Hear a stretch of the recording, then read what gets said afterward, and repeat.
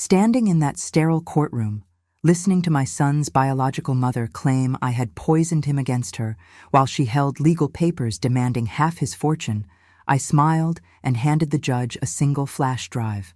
"Your Honor, I think Tyler's own words will settle this matter quite nicely.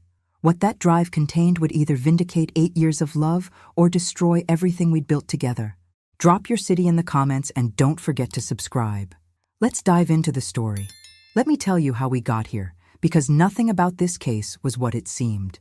My grandson Tyler was 15 when his parents dumped him on my doorstep like an unwanted Christmas gift that couldn't be returned. It was a Tuesday in March 2016, one of those bitter cold days where the wind cuts through your coat and straight into your bones. I was 61 then, recently retired from 30 years of teaching high school English, looking forward to quiet afternoons with my books and maybe finally learning to paint watercolors. The doorbell rang at 8:30 in the evening.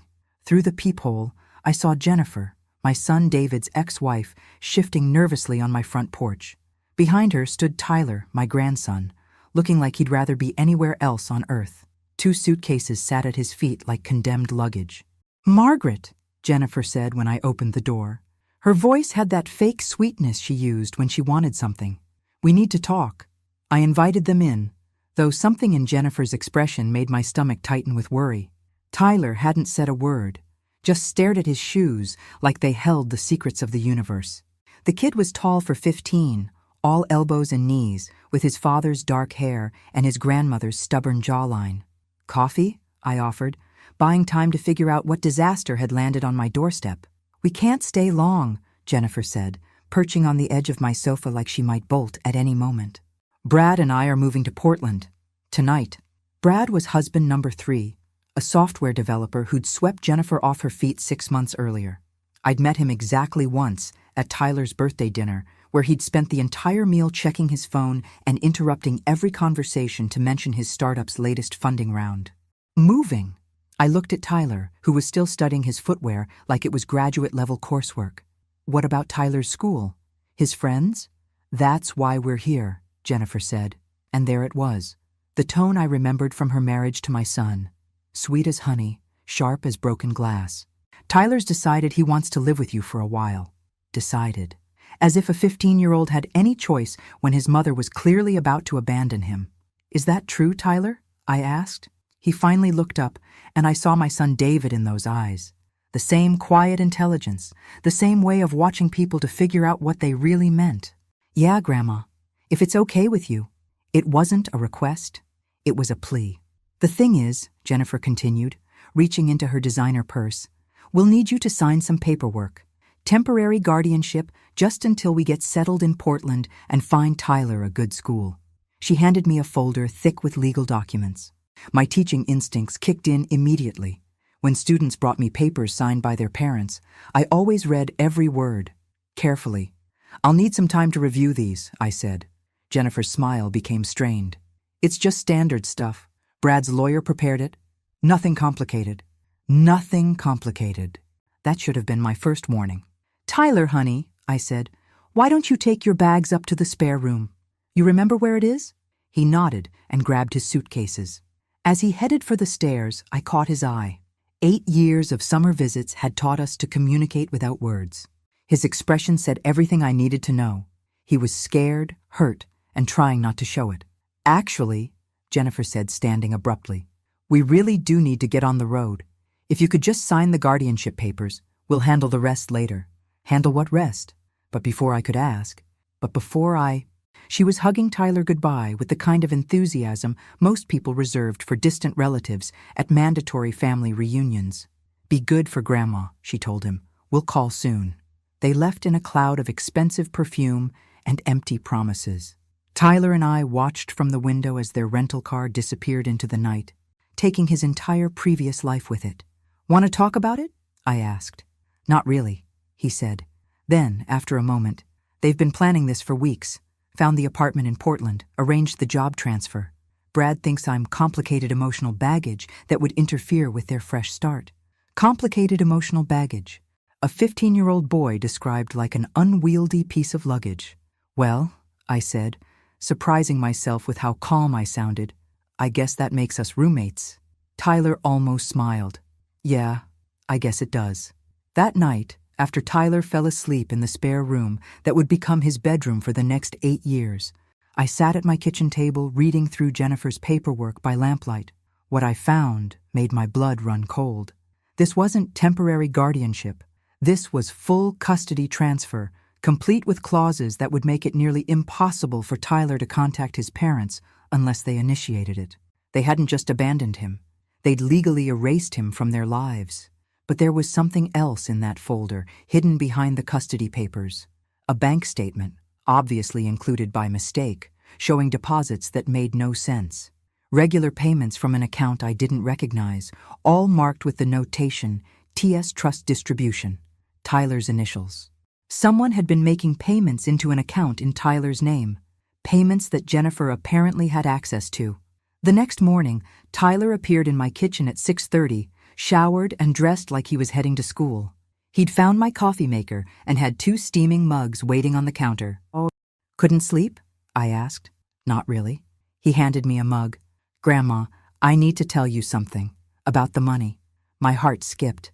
15-year-olds weren't supposed to know about money, not the kind of money that required lawyers and trust accounts. "What money, sweetheart?" Tyler sat down across from me, looking older than his years. "My dad. My real dad, not David. He left me a trust fund when he died. It's supposed to pay for college, maybe graduate school. Mom's been using it for other things. David wasn't Tyler's biological father. I'd known that since the divorce, when the truth came out during custody proceedings. Tyler's real father had been killed in a car accident when Tyler was 3, leaving behind a substantial life insurance policy that went into trust for his son. How do you know about this? I overheard Mom and Brad talking last week. The trust fund administrator has been asking questions about the withdrawals. Apparently, the money's supposed to be used only for my education and basic living expenses. But Mom's been taking out thousands every month for other stuff. That explained the bank statement in Jennifer's paperwork. She wasn't just abandoning Tyler. She was running from the consequences of stealing his inheritance. "How much is left?" Tyler pulled out his phone and showed me a screenshot. I accessed the account online last month. Username and password were my birth date and social security number. Mom never thought I'd be smart enough to figure it out. The balance made me whistle low. Even after Jennifer's unauthorized withdrawals, there was still over $200,000 in Tyler's education trust. "Tyler, this is serious. Your mother could go to jail for this." "I know." His voice was steady, matter of fact. "That's why they're really moving to Portland. Brad thinks if they establish residency in Oregon and claim I'm a runaway who refused to come with them, they can avoid prosecution." I stared at this remarkable kid who'd been forced to grow up too fast, who understood legal strategy and financial fraud at an age when most teenagers were worried about acne and homework. "What do you want to do?" "I want to stay here, with you. If you'll have me." "Of course I'll have you." "But Tyler, we need to do this properly. Legal guardianship, school enrollment, making sure your trust fund is protected." I already looked into it. He pulled out a folder from his backpack. "I've been researching emancipation laws and guardianship procedures. There's a lawyer downtown, Sarah Martinez, who specializes in cases where kids need protection from their parents. I found her website last week. This kid had been planning his own rescue operation while his mother planned his abandonment. You've been busy." "I've had to be." That afternoon, we sat in Sarah Martinez's office while she reviewed Tyler's documentation with the sharp efficiency of someone who'd seen too many cases like this. Sarah was maybe 40, with kind eyes and the no-nonsense demeanor of someone who fought for kids every day. "This is textbook financial abuse," she told us after reading through everything. The trust fund theft, the abandonment disguised as voluntary placement, the attempt to establish alternate residency to avoid consequences. "Tyler, you're very lucky your grandmother is willing to take guardianship. What happens to my mom?" Sarah's expression softened. "That depends on whether she returns the money voluntarily and cooperates with the investigation. But Tyler, I have to ask, are you sure you want to pursue this? Once we file these papers? There's no going back. Your relationship with your mother will be permanently changed." Tyler was quiet for a long moment. Then he said, "She changed it first. I'm just protecting what's left." We walked out of Sarah's office that day with temporary emergency guardianship papers and a plan to file for permanent custody within the month. Tyler was officially my responsibility, and I was officially his legal guardian. That evening, my phone rang. Jennifer's number. "Margaret, we need to talk." Her voice was different now, desperate. "There's been a misunderstanding about Tyler's situation." "No misunderstanding," I said calmly. "I filed for legal guardianship. Tyler will be staying with me permanently." "You can't do that. I'm his mother. Mothers don't steal their children's inheritance money and abandon them to avoid prosecution." The silence on the other end was deafening. "I don't know what Tyler told you, but Tyler didn't tell me anything. Your lawyer did. The one who prepared these very thorough custody transfer documents that you tried to trick me into signing." When Jennifer spoke again, her voice was pure ice. "This isn't over, Margaret. Tyler is my son, and I will get him back, along with what's rightfully ours." She hung up before I could respond. But her words stuck with me. What's rightfully ours, not his, ours. That night, Tyler found me sitting at the kitchen table, staring at the phone. "She called, didn't she?" "How did you know?" "Because she's predictable. She's not calling because she misses me or feels guilty. She's calling because someone told her about the guardianship papers, and she's realizing she might actually face consequences." "Tyler, are you sure you're only 15? He smiled, the first genuine smile I'd seen since he arrived. "Sometimes I feel like I'm 40. But yeah, I'm 15, and I'm exactly where I want to be." I hugged him then. This amazing kid who'd been forced to navigate adult problems with more grace and intelligence than most adults managed. Whatever came next, we'd face it together. But as I fell asleep that night, Jennifer's words echoed in my head. "This isn't over." Something told me she was absolutely right.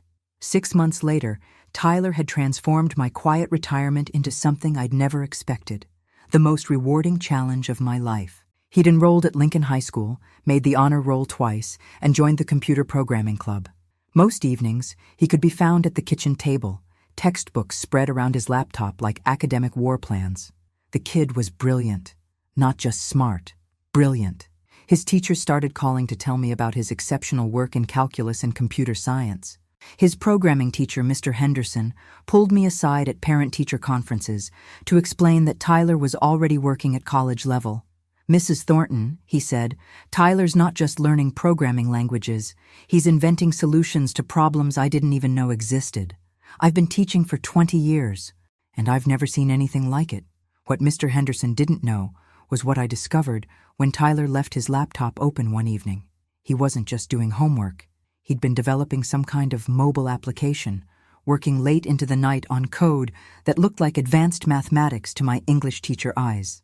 "Tyler," I said the next morning over breakfast, "what exactly are you building on that computer?" He looked up from his cereal, suddenly sheepish. "It's probably nothing. Just an idea I had for making online shopping more secure." "Show me." He walked me through his creation, explaining in terms I could actually understand.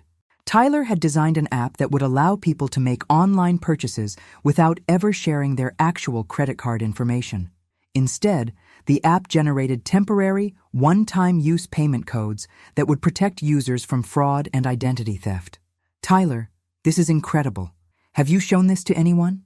"Just Mr. Henderson. He thinks I should enter it in the state technology competition next month."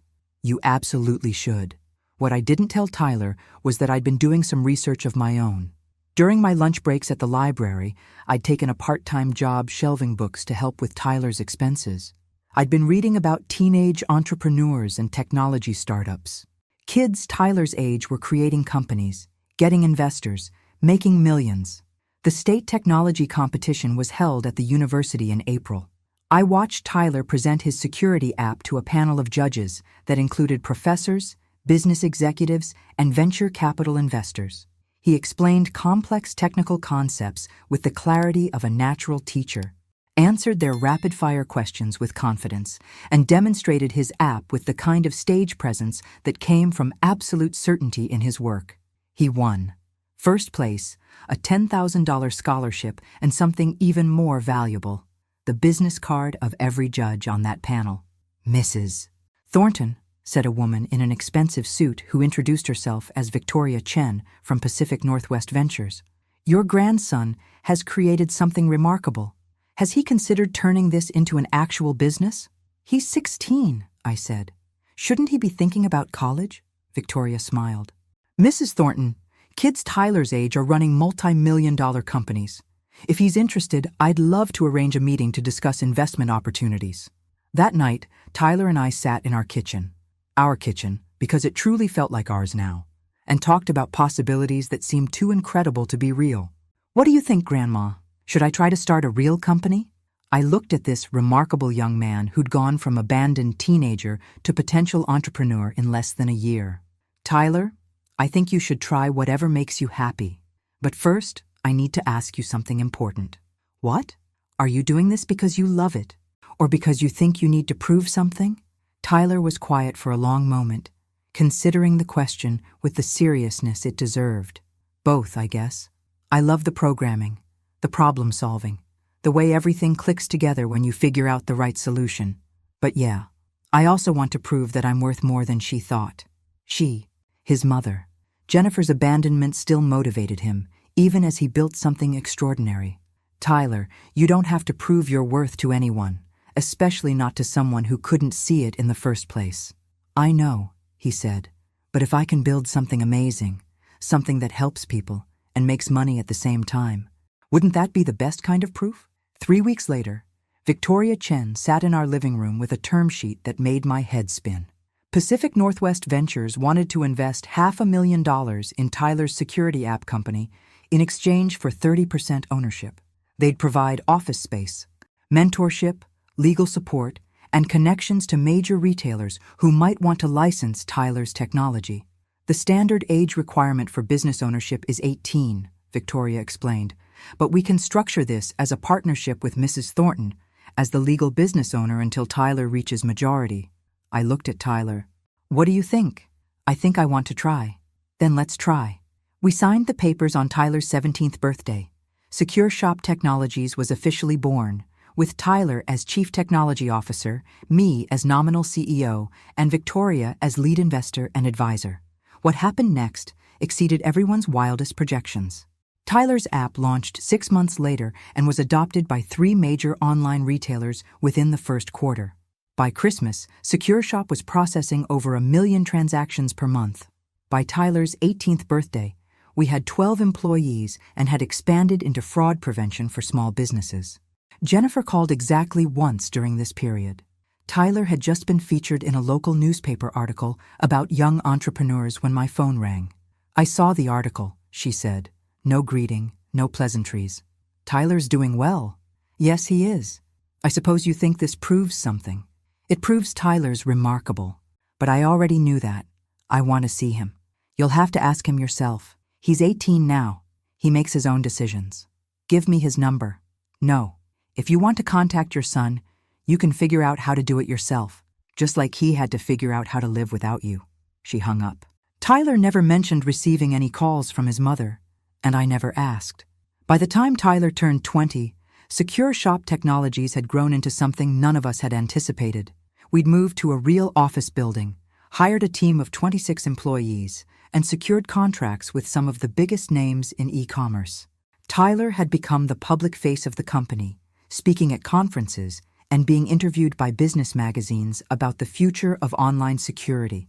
But it was Tyler's 21st birthday when everything changed. Victoria came to our house that evening with a bottle of champagne and an expression I'd never seen before. Tyler, she said, we need to talk about an opportunity that just came up. Amazon wants to buy Secure Shop. The number she mentioned made me sit down hard. $47 million. Tyler would become one of the youngest millionaires in the state. Our quiet little family business had somehow become worth more money than I'd ever imagined existed. What do you think, Grandma? Tyler asked.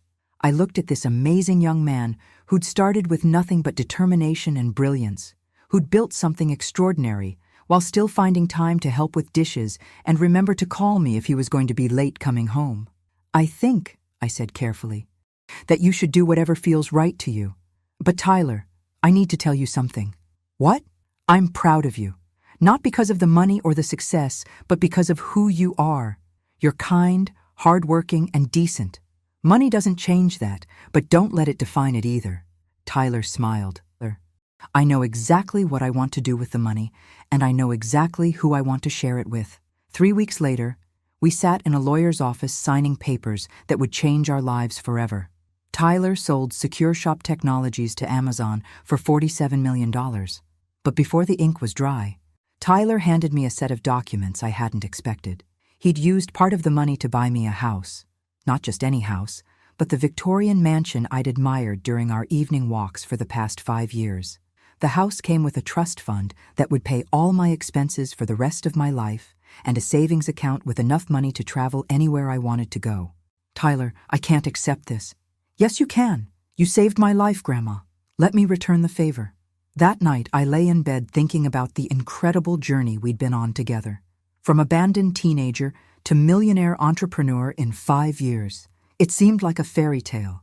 But fairy tales I remembered from my years teaching literature often have villains who return just when the heroes think they're safe.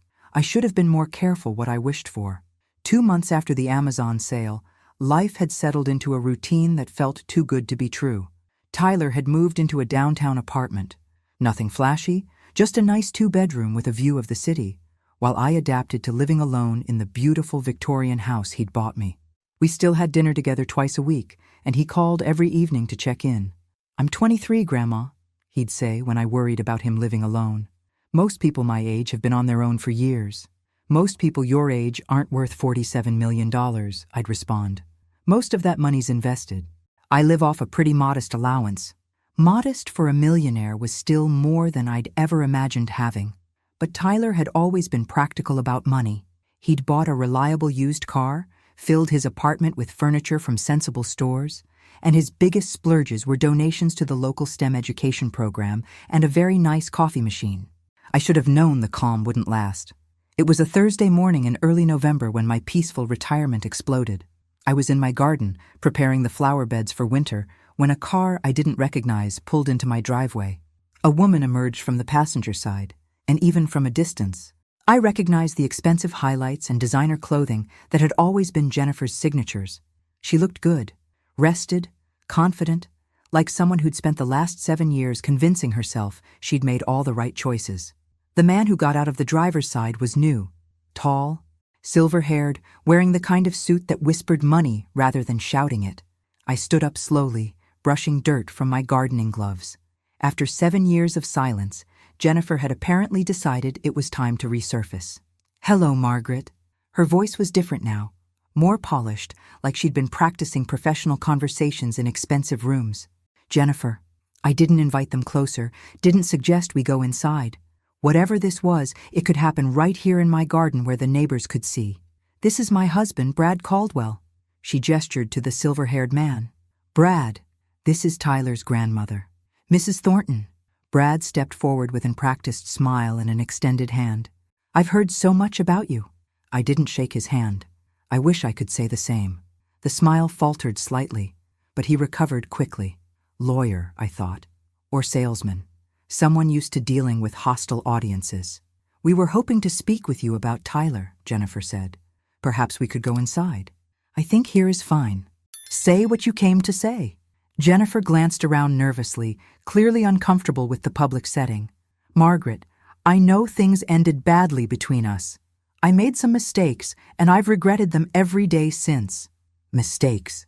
Stealing your child's inheritance and abandoning him was a mistake, like forgetting to turn off the coffee pot or missing a dental appointment. I'd like to see Tyler, she continued, to apologize, to try to rebuild our relationship. You know where he lives. You know where he works. If you wanted to apologize, you could have done it any time in the last 7 years. Brad stepped forward, clearly taking over the conversation. Mrs. Thornton, Jennifer's been getting counseling, working through the issues that led to her poor decisions. She's ready to be a mother to Tyler now. Ready to be a mother. To a 23-year-old millionaire. What a remarkable coincidence. Tyler's an adult, I said. If he wants a relationship with his mother, that's his choice to make. Actually, Brad said, his voice taking on a slightly different tone, there's something else we need to discuss. We've been consulting with family law attorneys about Tyler's situation. My blood chilled. Here it came. You see, when Jennifer was going through her difficult period 8 years ago, she wasn't thinking clearly. The custody arrangements she made weren't really in Tyler's best interests. Tyler's custody was never transferred to Jennifer. She abandoned him. I filed for legal guardianship to protect him. That's where things get complicated, Brad continued smoothly.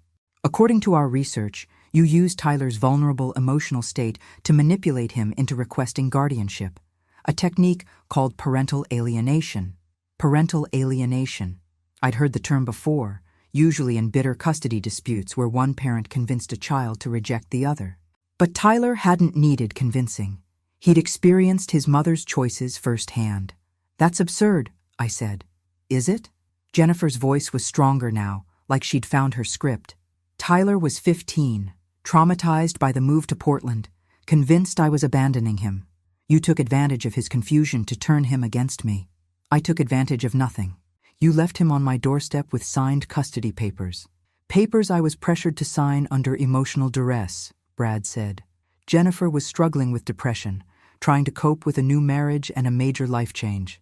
She made the best decision she could with the information she had at the time. The revision of history was breathtaking. Jennifer had stolen from Tyler's trust fund, planned her exit strategy, and abandoned him to avoid prosecution. Now she was the victim of depression and my manipulation. What do you want?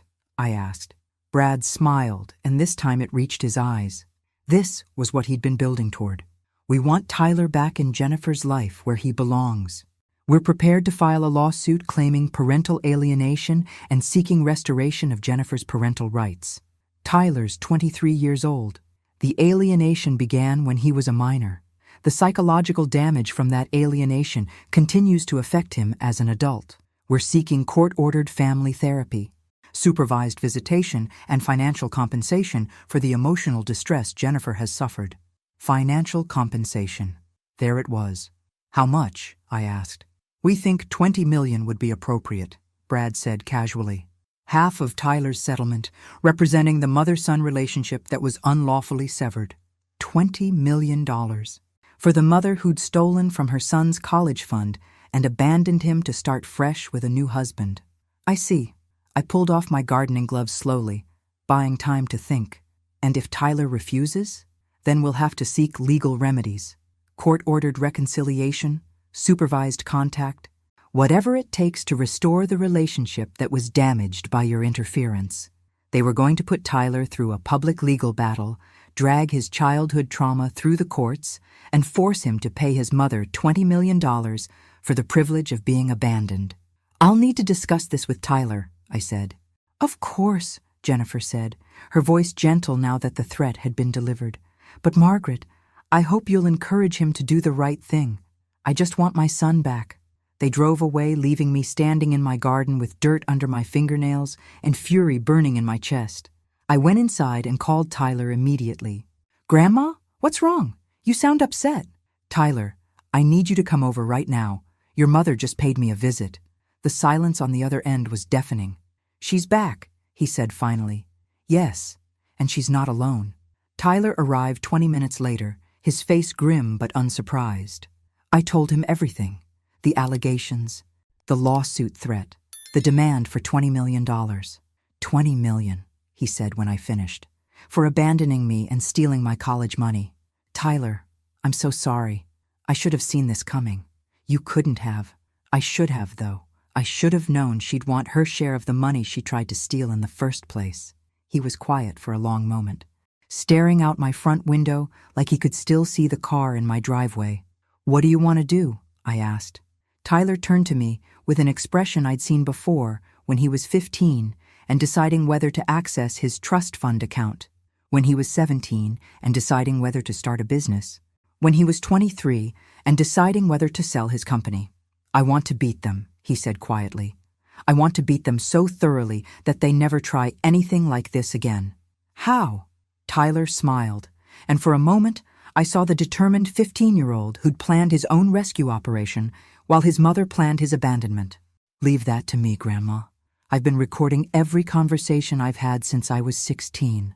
Old habits from living with people you can't trust. Recording conversations. It took me a moment to understand what he was saying. Tyler, You've been recording everything for 7 years?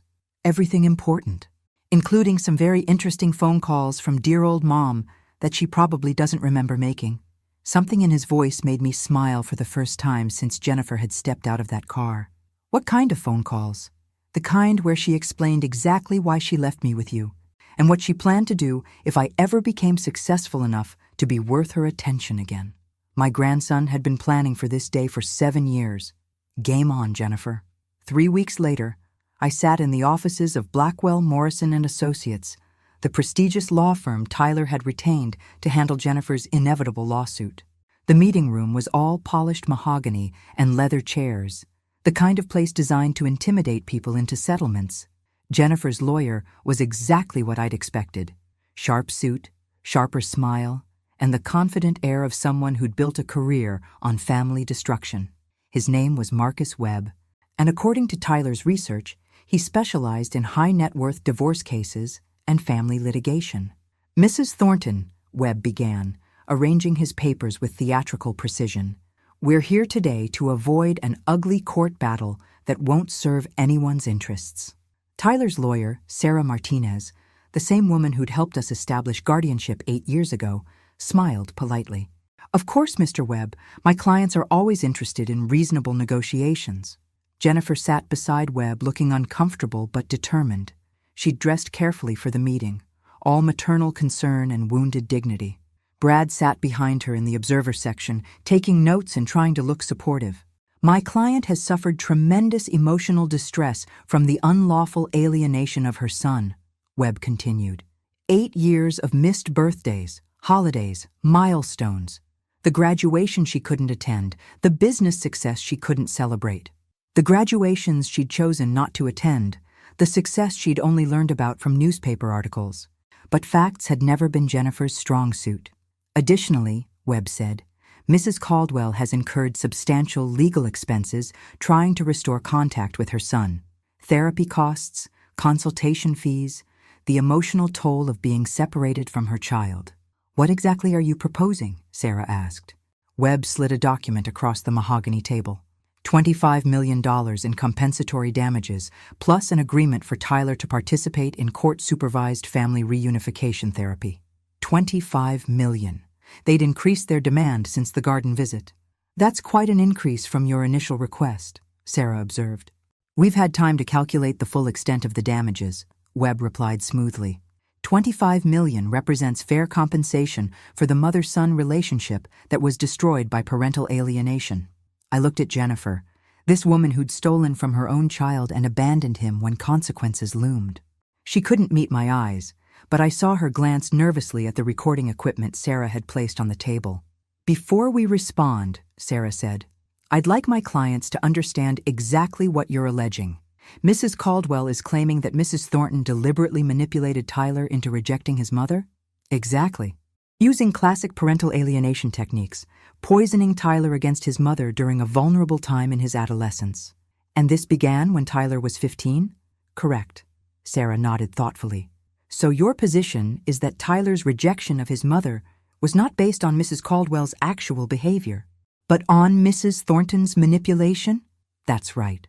Sarah reached into her briefcase and withdrew a digital audio player. Mr. Webb, I'd like you to listen to something. She pressed play. Jennifer's voice filled the room, tinny but unmistakable through the small speakers. Brad, I need you to understand something about Tyler. He's not like other kids. He's manipulative, demanding, always guilt-tripping me about spending time with him.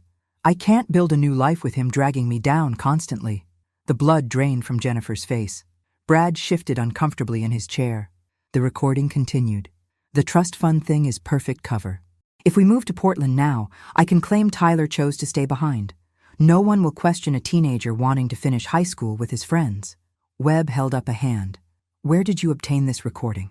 Tyler made it, Sarah said simply. He's been documenting conversations with his mother since he was 15 years old. A wise precaution, as it turns out. Tyler was secretly recording his mother? That's illegal in some states. Not in this state, Mr. Webb. And Tyler wasn't recording secretly. He informed his mother he was recording their conversations for his own protection. She chose to continue talking. Sarah pressed play again. This time the voice was clearer, More recent. Brad, if Tyler ever makes serious money, we need to be positioned to get our share. I gave birth to him, raised him for 15 years. I deserve compensation for what that investment cost me. Investment. Jennifer had called raising her son an investment. The recording continued. The key is timing. We can't wait too long after he gets money, or it looks opportunistic. But we need him established enough that there's real money to fight for. When was this recorded? Webb asked, his voice noticeably strained. 6 months ago, Sarah replied. 2 months before Tyler sold his company. Apparently, Mrs. Caldwell had been monitoring his business success and planning her legal strategy well in advance. I watched Jennifer's face crumble as her own words destroyed the carefully constructed narrative of maternal love and alienation. These weren't the words of a grieving mother. These were the words of someone calculating profit from her own child's success. But Sarah wasn't finished. She produced another device, a tablet this time, and placed it in the center of the table. Mr. Webb, I have 17 hours of recorded conversations between Tyler and his mother from the time he was 15 until she moved to Portland. Would you like to hear Tyler begging his mother not to leave him? Or perhaps the conversation where Mrs. Caldwell explained that Tyler was too expensive to take to Portland? Webb was frantically shuffling through his papers now, looking for some way to salvage his case. These recordings could be edited, taken out of context. They could be, Sarah agreed. That's why we had them independently authenticated by a digital forensics expert. Each recording is time-stamped and verified as unedited. She placed a thick folder on the table. We also have Mrs. Caldwell's financial records from the period in question, showing unauthorized withdrawals from Tyler's trust fund totaling over $80,000. Withdrawal authorizations she forged by practicing Tyler's signature. Jennifer made a small sound, somewhere between a gasp and a sob. Additionally, Sarah continued, we have evidence that Mrs. Caldwell has used similar tactics in previous relationships. Court records from her divorce from Tyler's father show a pattern of financial manipulation and false allegations. The room was silent, except for the whisper of papers and Brad's increasingly agitated note-taking. Webb looked like a man watching his case dissolve in real time. Mrs. Caldwell, Sarah said directly to Jennifer, Tyler has asked me to convey a message to you. Jennifer looked up with desperate hope, like she thought her son might still throw her a financial lifeline. Sarah activated the tablet, and Tyler's voice filled the room. Clear, calm, and utterly final. Mom, if you're hearing this, it means you've decided to try to extort money from me instead of simply apologizing for what you did. I want you to know that I remember everything. Every conversation, every broken promise, every time you chose your own convenience over my well-being. Jennifer started crying, but Tyler's recorded voice continued without mercy. I also want you to know that I've been successful despite you, not because of you. Every achievement, every dollar I've earned, every day I've been happy has been possible because Grandma gave me the stability and love you never could. The recording paused, and in the silence, I could hear Jennifer's ragged breathing. If you pursue this lawsuit, I will make every recording public. Every news outlet, every business publication, every social media platform will know exactly what kind of mother you really were. Your choice. Sarah reached over and stopped the playback. The room was dead quiet. Webb cleared his throat. Perhaps we should take a brief recess to discuss. No, Jennifer said, her voice barely above a whisper. No, I can't do this. She stood up abruptly, gathered her purse, and walked out of the conference room without another word. Brad hurried after her, leaving Webb sitting alone with his useless legal papers. Mr. Webb, Sarah said politely, I assume we can consider this matter closed? Webb nodded, already packing his briefcase. Yes? Closed. After everyone left, Sarah and I sat in the sudden quiet of the conference room. Well, she said, that went better than expected. Tyler really has recordings of everything? Sarah smiled. Tyler has been documenting his life since he was 15. Not just the conversations with his mother, but everything important. School achievements, business milestones, every significant decision he's made. She handed me a small device, like a high-end digital recorder. He wanted you to have this. It's a compilation he made last week after Jennifer's first visit. He calls it The Evidence of Everything. I turned the device over in my hands, amazed by the weight of 8 years of documented truth. "He's remarkable, you know," Sarah continued. "Most people would be destroyed by that kind of childhood trauma. Tyler turned it into motivation to build something incredible. He's always been special. Yes, but more than that. He's learned how to protect what matters to him. That takes wisdom most adults never develop." That evening, Tyler came over for our weekly dinner. He seemed lighter somehow, like a weight had been lifted from his shoulders. "How do you feel?" I asked as we sat down to pot roast and mashed potatoes, the same meal I'd made for our first dinner together 8 years ago. "Free," he said simply. "For the first time since I was 15, I don't have to worry about when she might show up and try to destroy what we've built." "Do you think she'll try again?" Tyler shook his head. "No. Mom's not brave enough for a public fight when she knows she'll lose. She'll disappear again, probably forever this time." We ate in comfortable silence for a while, two people who'd learned to be a family in the most unlikely circumstances. "Tyler," I said finally, "I need to ask you something." "What?" "Do you ever regret staying with me instead of going to Portland?" Tyler looked at me with the same serious expression he'd worn at 15 when I'd asked if he wanted to live with me. "Grandma, staying with you didn't just save my life. It gave me one worth living." He reached across the table and squeezed my hand. "Besides, where else was I going to learn to make pot roast this good?" I laughed, feeling tears start in my eyes. This remarkable young man who'd grown up too fast, who'd built something extraordinary out of abandonment and betrayal, who'd chosen love over bitterness and family over DNA. "I love you too, sweetheart."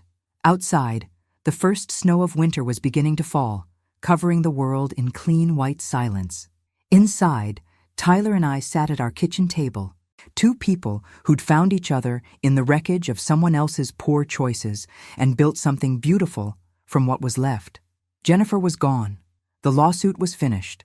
Tyler's money was safe, but more importantly, our family was exactly where it belonged, together. 2 years passed in blissful peace after Jennifer's failed lawsuit attempt.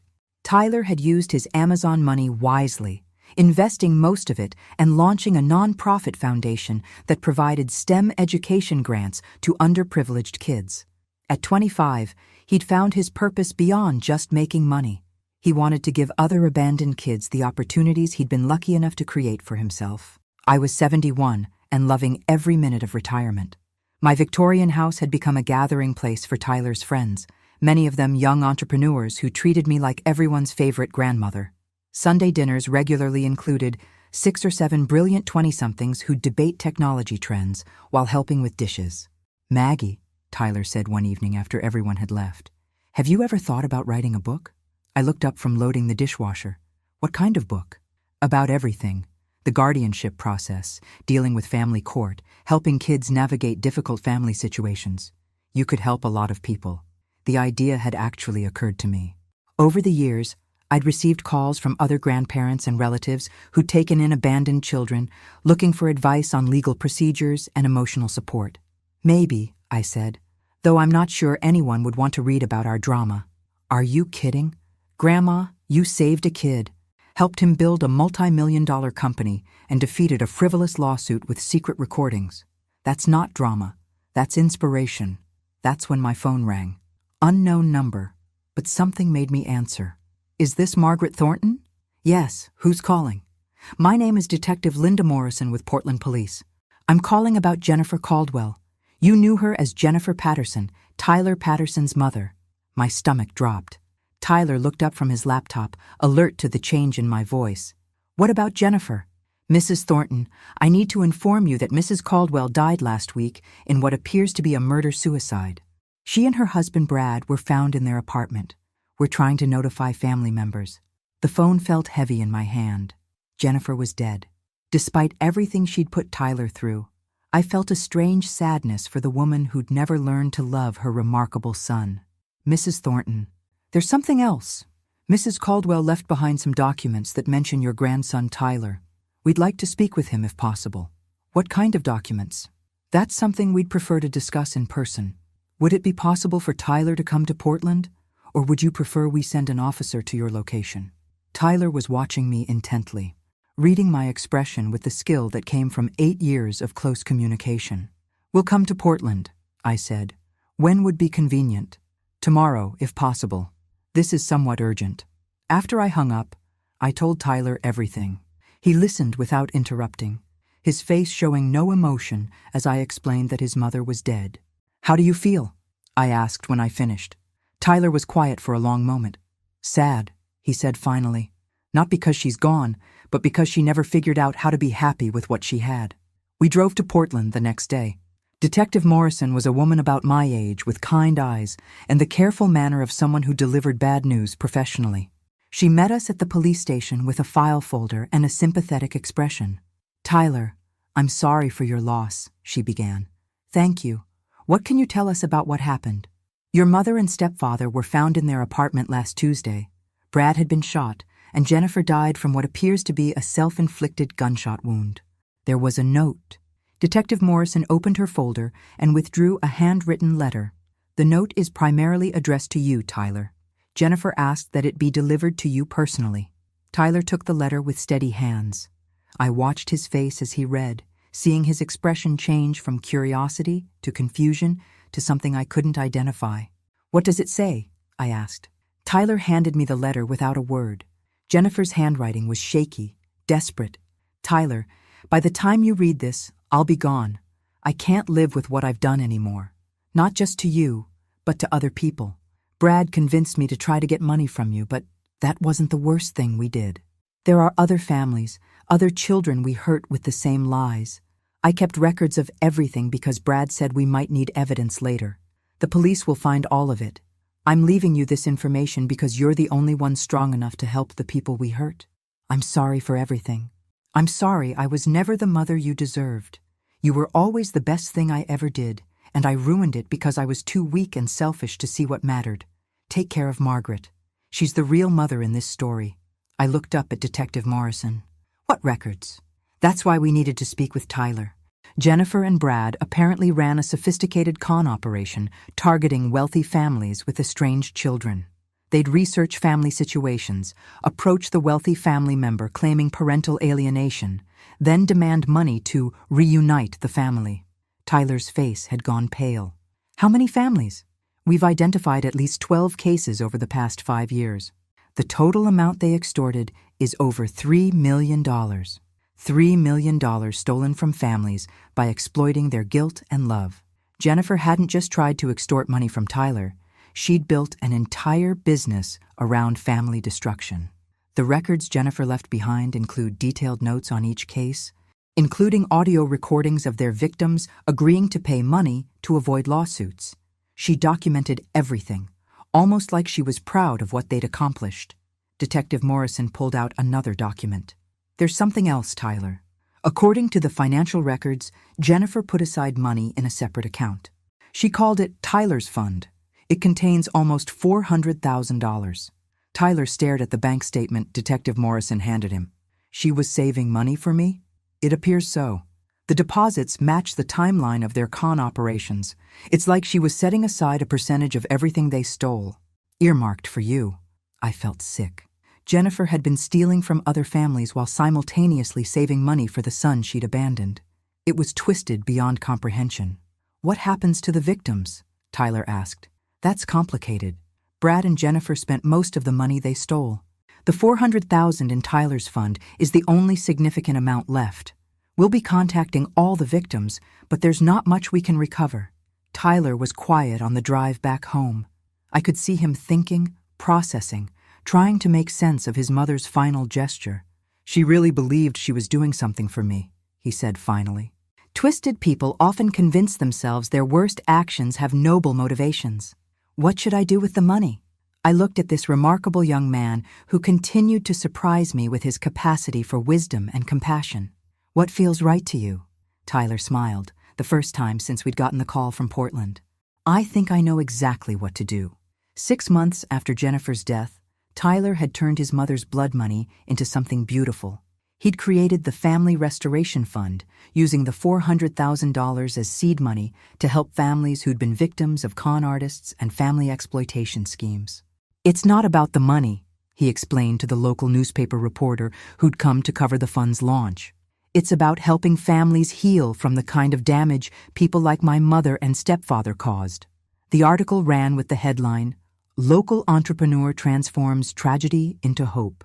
Tyler's photo showed him standing next to the foundation's new office, looking professional and determined. What the article didn't mention was that Tyler had contributed an additional $2 million of his own money to make the fund substantial enough to help serious numbers of families. I was proud of how he'd handled everything, but I was also worried. Tyler had been working 18-hour days setting up the foundation, personally reviewing every application for help, traveling to meet with families who'd been victimized by schemes similar to what Jennifer and Brad had run. "Tyler, you're going to burn yourself out," I told him over one of our increasingly rare dinners together. "I'm fine, Grandma. This is important work." "It is important, but you can't save everyone, and you can't fix what your mother broke by working yourself to death." Tyler set down his fork and looked at me with tired eyes. "I keep thinking about those 12 families, people who lost money they probably couldn't afford, who were manipulated when they were trying to do the right thing for their children. Mom and Brad destroyed those relationships, probably permanently, and you're trying to fix that. I'm trying to help. There's a difference." That's when my doorbell rang. It was nearly 9 o'clock, too late for social calls. Tyler and I exchanged glances before I went to answer it. A woman stood on my porch, maybe 40 years old, with the kind of exhaustion that comes from fighting battles you can't win. Behind her was a man about the same age and 2 teenage kids who looked like they'd rather be anywhere else. "Mrs. Thornton, my name is Rebecca Santos.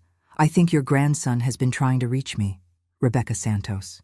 I recognized the name from Tyler's files. Her family had been one of Jennifer and Brad's victims, manipulated out of nearly $300,000 in a fake family reunification scheme involving Rebecca's estranged adult daughter. "Come in," I said immediately. "Tyler's here." Tyler appeared in the living room, and I saw his face light up with recognition. "Mrs. Santos, I'm so glad you came. I was hoping we could meet in person."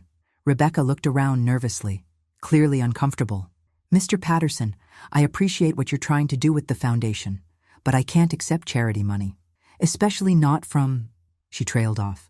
But the meaning was clear, not from the son of the woman who'd destroyed her family. "It's not charity," Tyler said gently, "and it's not just my money. The foundation has received donations from dozens of people who want to help families recover from this kind of fraud." Rebecca's husband stepped forward and, "Son, you seem like a good kid, but taking money from you feels wrong. Your mother and her husband stole from us, but that's not your fault. You don't owe us anything." "You're right," Tyler said. "I don't owe you anything, but I want to help anyway." He gestured to the seating area. "Would you mind sitting down for a few minutes? I'd like to tell you something about why this matters to me." The Santos family settled uncomfortably on my sofa, while Tyler pulled up a chair facing them. "Mrs. Santos, my mother abandoned me when I was 15, left me with my grandmother, and disappeared for 8 years. The only time she came back was when she found out I had money, and then she tried to extort $25 million from me using the same lies she used on your family." Rebecca's expression softened slightly. "I built a successful business, sold it for a lot of money, and I've been lucky enough to have opportunities most people never get. But none of that changes the fact that my mother spent years hurting families like yours while pretending it was somehow connected to loving me." Tyler leaned forward. "Mrs. Santos, I can't fix what my mother did. I can't give you back the relationship with your daughter or undo the pain your family went through. But I can make sure that the money she set aside for me goes to something worthwhile." "What are you asking us to do?" Rebecca asked. "Accept help getting back on your feet financially. Let the foundation pay for family counseling if you want to try to repair the relationship with your daughter. Take advantage of the legal resources we've assembled to help families navigate these situations." Rebecca started crying. "She destroyed everything. We haven't talked to Maria in 2 years. She thinks we chose money over her, and we can't convince her that we were trying to help her get out of an abusive relationship. The foundation works with counselors who specialize in repairing relationships after family fraud," Tyler said.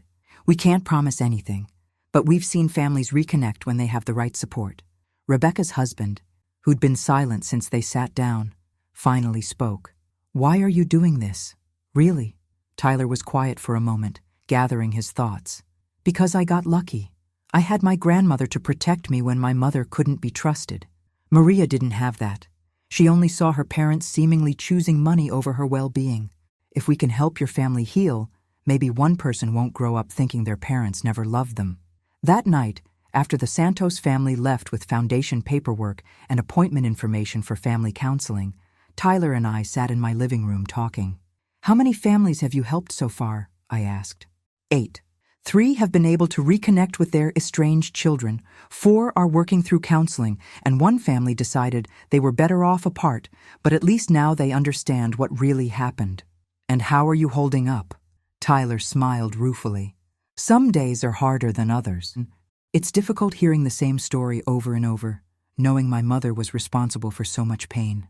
"Tyler, you know this isn't your fault, right?" "I know, but it's still my responsibility." "Why?" "Because I'm the only one left who can do anything about it." I looked at this extraordinary young man who'd taken his mother's legacy of destruction and transformed it into a force for healing. At 25, he was more mature and compassionate than most people became in a lifetime. "I'm proud of you," I said, "even though I'm obsessed with fixing things I can't really fix, especially because of that." Tyler laughed. "Grandma, can I ask you something?" "Of course. Do you ever wonder what would have happened if Mom had actually been a good mother? If she'd stayed and been the parent I needed?" I considered the question seriously. "Honestly, I think you would have been successful no matter what. You have something inside you that doesn't depend on other people's choices." "But would I have been happy?" "I don't know. But Tyler, happiness isn't something that gets decided by your childhood. It's something you build every day by choosing what matters to you." Tyler nodded thoughtfully. "Then I guess I'm building pretty well." "Yes," I said. "You definitely are." The call came on a Tuesday morning in October, 3 years after Jennifer's death. I was in my garden, enjoying the autumn colors and the peaceful routine of retirement, when my phone rang with a number I didn't recognize.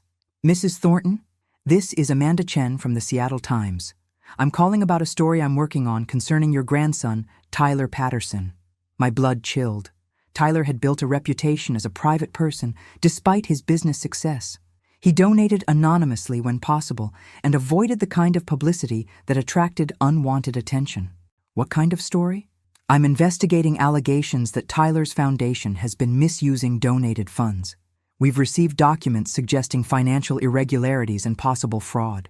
The words hit me like a physical blow.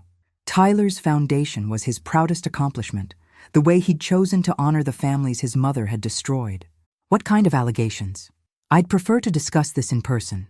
Could we arrange a meeting?" "I'll need to speak with Tyler first."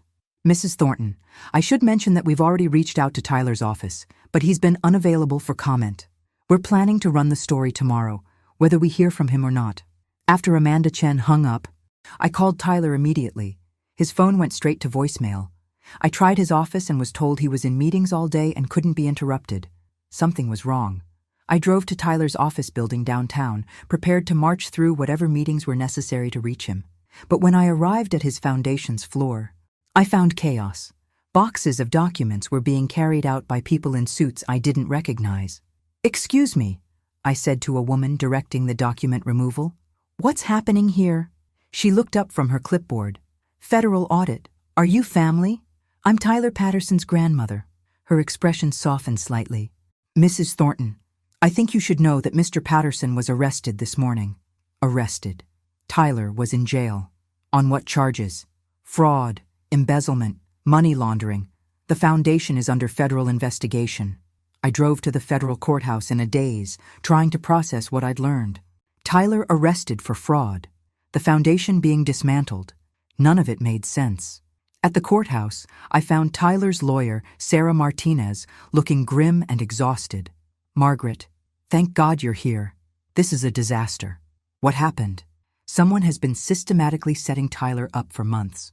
Fake documents, forged financial records, manipulated bank statements. It's an incredibly sophisticated frame job." "Who would do this?" Sarah handed me a folder. "That's what we're trying to figure out. But Margaret, there's something you need to know. The evidence is very convincing. If we can't prove Tyler's innocence, he could go to prison for 20 years. I opened the folder and stared at bank records that showed large sums of money being transferred from the foundation's account to Tyler's personal accounts. Invoices for personal expenses paid with foundation funds. Contracts for services that were never provided. This is all fake? We believe so, but proving it won't be easy. Whoever did this has been planning for a long time. That evening, Tyler was released on bail. When he arrived at my house, he looked older than his 28 years, worn down by a day of interrogation and the knowledge that everything he'd built was being destroyed. Grandma, I didn't do any of this. You have to know that. Of course you didn't.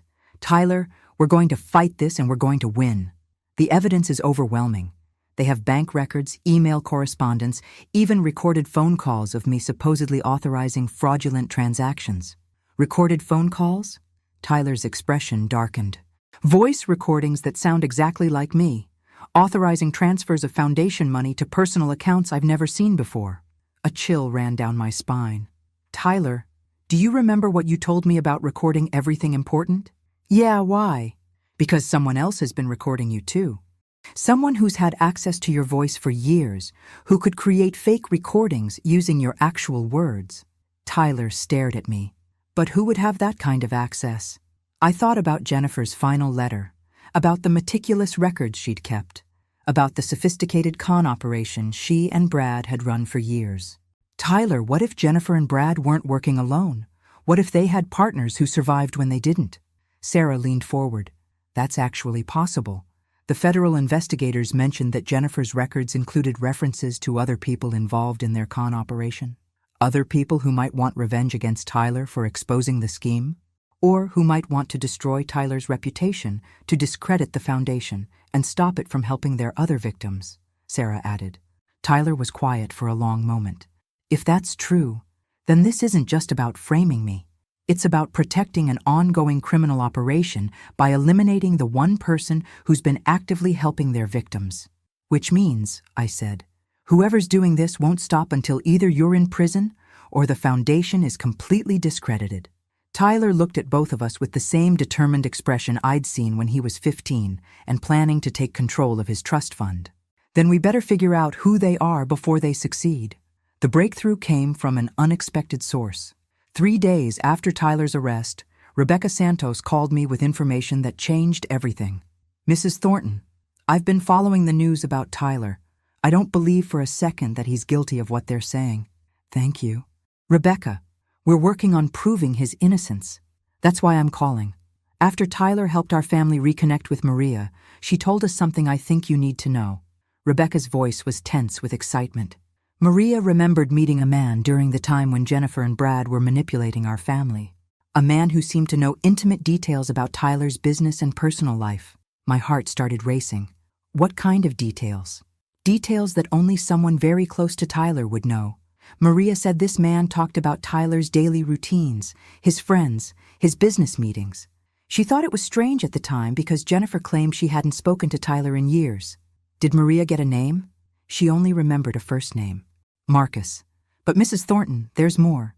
Maria said this Marcus person was the one who suggested targeting Tyler for money when Jennifer's other cons started getting too risky. Marcus. I remembered that name from somewhere. Rebecca, did Maria describe what this man looked like? Tall? Well-dressed, silver hair? She said he reminded her of a lawyer or businessman. The description triggered a memory. Marcus Webb, Jennifer's lawyer from the failed lawsuit 3 years ago. The man who'd confidently presented Jennifer's parental alienation case until Tyler's recordings destroyed his arguments. Rebecca, I think I know who this is. Thank you for calling. I immediately contacted Sarah Martinez with the information. Within hours, she dug up Marcus Webb's background and discovered connections that made my skin crawl. Margaret, Marcus Webb isn't just a family law attorney. He's been investigated twice for insurance fraud and once for client fund theft. The charges were dropped due to insufficient evidence, but the pattern is clear. And he represented Jennifer? Yes, but there's more. I've been reviewing the financial records from Tyler's case, and some of the fake documents have legal language that's consistent with Webb's previous filings in other cases. Sarah pulled out a comparison chart. Look at this. The phrasing in the forged contracts, the specific legal terminology in the fake emails. It's like Webb used templates from his other fraud cases. So Webb has been systematically framing Tyler using the same techniques he's used before? That's what it looks like. And Margaret, I think I know why. Sarah handed me another folder. Webb was Jennifer and Brad's partner in the con operation. According to the records Jennifer left behind, Webb provided legal cover for their schemes, creating fake documentation and threatening victims with lawsuits if they didn't pay. Which means when Tyler exposed the operation with the Family Foundation, he threatened Webb's ongoing criminal enterprise. Exactly. Webb needed to destroy Tyler's credibility and shut down the foundation to protect himself and his remaining criminal partners. The pieces were falling into place with horrifying clarity. Marcus Webb had spent years running sophisticated con operations targeting vulnerable families.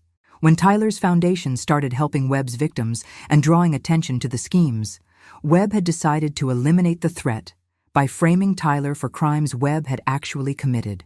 How do we prove it? Sarah smiled grimly. The same way Tyler originally defeated Jennifer, with recordings. Tyler's been recording his business conversations? Better than that. The foundation's office has security cameras and audio recording in every room. It's standard practice for nonprofits handling large amounts of money. I felt a surge of hope. So, we have proof that Tyler wasn't making the phone calls or authorizing the transactions? We should. But Margaret, there's a problem. The security system was malfunctioning during the time period when the alleged crimes occurred. Very convenient for whoever was framing Tyler. My heart sank. So we have no evidence. We have no evidence from the Foundation's security system. But Tyler's been recording important calls on his personal devices since he was 15. If Webb contacted Tyler directly during this period, Tyler might have recordings that prove the frame-up. That evening, Tyler, Sarah, and I sat in my living room reviewing 8 years of Tyler's personal recordings. Tyler had been methodical about documenting important conversations, business deals, and legal discussions. Here, Tyler said, stopping the playback. This is a call from 6 months ago. Marcus Webb's voice filled the room, smooth and professional. Tyler, this is Marcus Webb. I represented your mother a few years ago. I wanted to discuss a matter that might be of mutual interest. Tyler's recorded voice responded cautiously. Mr. Webb, I thought our business was concluded. Actually, Tyler, I think there might be an opportunity for us to work together. Your foundation is doing excellent work, and I have clients who might benefit from your services. What kind of clients? Families who've been victimized by con artists and fraud schemes. People who need exactly the kind of help your foundation provides. I felt sick listening to Webb's manipulation. He'd been setting Tyler up from the beginning, creating a relationship that would allow him to gather information and plan the frame-up. There's more, Tyler said, fast-forwarding to another recording. This time, Webb's voice was different, more urgent. Tyler, I've discovered some irregularities in your foundation's financial records. As someone with experience in these matters, I think you should be aware of potential legal exposure. What kind of irregularities? Transactions that could be interpreted as personal use of foundation funds. I'm sure it's just bookkeeping errors, but in the current regulatory environment, even innocent mistakes can trigger federal investigation. Tyler's voice on the recording was clearly confused. Mr. Webb, I review all foundation expenditures personally. I haven't authorized any personal transactions. I'm sure you haven't. But Tyler, sometimes people close to you can make mistakes that reflect badly on your leadership. Have you considered bringing in an independent auditor to review your procedures? Sarah paused the recording. He's planting the idea that someone else in Tyler's organization might be stealing money, setting up Tyler to look like either a criminal or an incompetent supervisor. But the recording proves I didn't authorize any fraudulent transactions, Tyler said. Yes, but more importantly, it proves Webb had advanced knowledge of the irregularities before they were discovered by federal investigators. Sarah was right. Webb had called Tyler weeks before the investigation began, warning about financial irregularities that Webb himself had created. We have him, I said. We have enough to create reasonable doubt, Sarah corrected. But to really nail Webb, we need evidence of how he created the fake documents and forged recordings. Tyler was quiet for a moment, thinking. Then he smiled with an expression I recognized from his 15-year-old self. Actually, he said, I think we might have exactly that. The final confrontation happened in federal court on a rainy Thursday morning in December. Tyler's case had attracted national attention as a story about nonprofit fraud. But what the media didn't know was that we'd spent 3 months building a case that would expose a criminal conspiracy spanning years and multiple states. Sarah had worked with federal prosecutors to arrange a deal. If Tyler could provide evidence that proved his innocence and identified the real criminals, the charges against him would be dropped and the investigation would refocus on the actual perpetrators. Marcus Webb sat in the gallery with his own lawyer, confident that his frame-up had been successful. He'd watched Tyler's reputation crumble, seen the foundation's work suspended, and assumed that his criminal operation was safe from exposure. He had no idea what Tyler had been planning. "Your Honor," Sarah began, "we're here today not just to prove Tyler Patterson's innocence, but to expose a criminal conspiracy that has victimized dozens of families across multiple states." She activated a laptop connected to the courtroom's audio system. "I'd like to present evidence that Mr. Patterson has been systematically framed by the real perpetrators of the crimes he's been charged with." The first recording was Marcus Webb's voice from 3 months earlier, but this wasn't one of his calls to Tyler. This was Webb talking to someone else, someone whose voice I didn't recognize. "The Patterson kid is becoming a problem. His foundation is helping too many of our old victims reconnect with their families. If they start comparing notes, they'll realize the scope of what we've been doing." The unknown voice responded, "What do you want to do about it?" "Frame him. Make it look like he's been stealing from his own foundation. I've got enough access to his financial records to create convincing documentation." Webb's face in the gallery had gone white. He leaned over to whisper frantically to his lawyer. Sarah continued playing recordings, Webb discussing how to forge Tyler's signature on fraudulent documents. Webb explaining how to manipulate bank records to show transfers that never happened. Webb arranging for fake voice recordings to be created using Tyler's actual words from legitimate phone calls. "How did you obtain these recordings?" the prosecutor asked Sarah. "Mr. Patterson placed them. After Marcus Webb contacted him months ago claiming to want to help the foundation, Tyler became suspicious.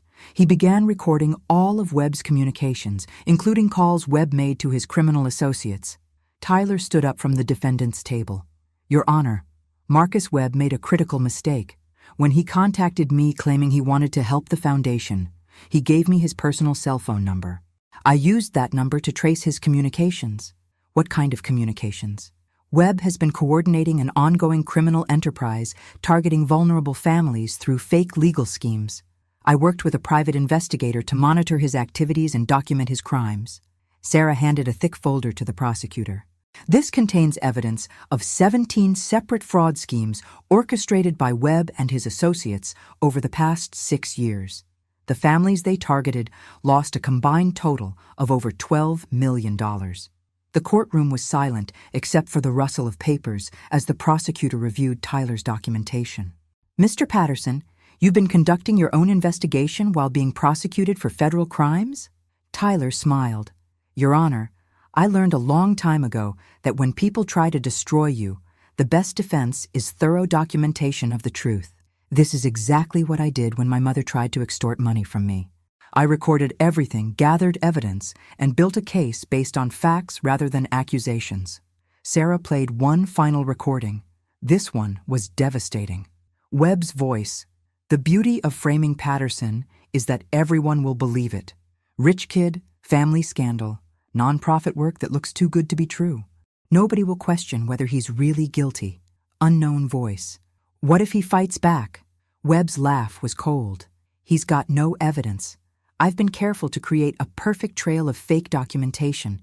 By the time anyone realizes what really happened, I'll have disappeared and Patterson will be in federal prison." The prosecutor stood up. "Your Honor, based on this evidence, the government moves to dismiss all charges against Tyler Patterson and requests the court issue arrest warrants for Marcus Webb and his known associates." Webb tried to run. He actually stood up in the gallery and headed for the courtroom exit, but federal marshals were already waiting. They arrested him in the hallway while news cameras captured everything. 3 hours later, Tyler and I sat in Sarah's office, watching news coverage of Webb's arrest and the revelation that Tyler had been framed by the same criminal network his foundation had been working to expose. "How does it feel to be vindicated?" Sarah asked. Tyler was quiet for a moment, relieved, but also angry that it took so long to expose what Webb was doing to families. "Tyler, you helped 12 families reconnect with their children. You exposed a criminal operation that was stealing millions of dollars. And you proved that even when people try to destroy you, truth and careful documentation will win." I looked at my grandson, this remarkable man who'd faced abandonment, extortion, and false prosecution with grace and determination. At 28, he'd built something meaningful from the wreckage of his childhood and had the wisdom to document everything that mattered. "What happens to the foundation now?" I asked. Tyler smiled. "We rebuild it. Better security, more oversight, and a new mission." "What kind of new mission?" "Helping kids who've been abandoned or betrayed by their families. Kids who need someone to believe in them and give them opportunities to build something extraordinary." I felt tears start in my eyes. This amazing young man who'd started with nothing but determination and brilliance had decided to use his success to save other kids like himself. "Tyler, I'm so proud of you." "Grandma, I couldn't have done any of this without you. When I was 15 and my whole world fell apart, you gave me stability and love. Everything I've accomplished since then has been possible because you showed me what family really means." That evening, we sat in my kitchen eating pot roast and mashed potatoes, the same meal we'd shared for 13 years since that first night when Tyler arrived on my doorstep with 2 suitcases and a scared expression. "Tyler, can I ask you something?" "Of course. Do you ever wish things had been different? That your mother had been the parent you needed?" Tyler considered the question seriously. "Sometimes. But then I think about everything that's happened since I came to live with you. The education I got, the business I built, the families I've been able to help. None of that would have happened if my life had been easier. And how do you feel about that?" "I feel grateful. Not for the pain, but for what I learned from surviving it. And most of all, I feel grateful that when my biological family failed me, I found my real family." He reached across the table and squeezed my hand. "Grandma, you didn't just save my life. You taught me how to build a life worth living." Outside, snow was beginning to fall again, covering the world in clean white silence.